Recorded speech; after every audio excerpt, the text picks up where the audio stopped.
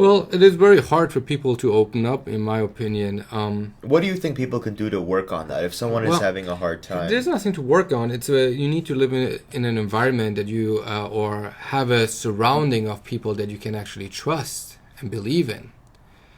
If you don't have that and you live just based on insecurities, which we all have our insecurities, but of course.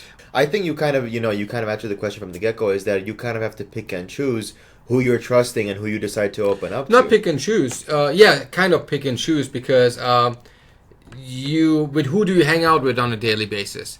Who is your support person or support team?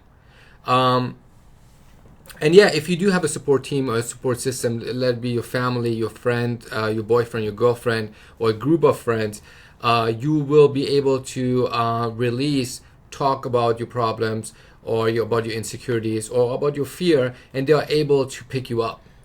Right?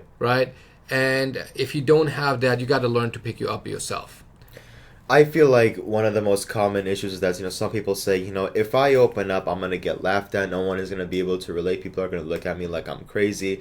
But then I feel like the more that you open up, the more you find like, wow, I have so much common, experience that other people have had as well, that when you start talking, all of a sudden it's like, it's almost absolute parallels. Are you talking about opening up about your fears? Opening up about what exactly? About, the struggles, something that's maybe giving you anxiety, or maybe if you're feeling depressed and something's going on, you don't know how to cope with it. You're thinking, I'm not going to tell anybody because no one's going to be able to, relate to me and understand where I'm coming from. I think the first question you should ask yourself is, why am I depressed?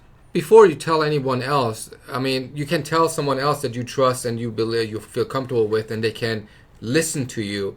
But that's the best they can do. They don't know why you're feeling the way you feel, because it's deep inside you, and you have to first speak with yourself.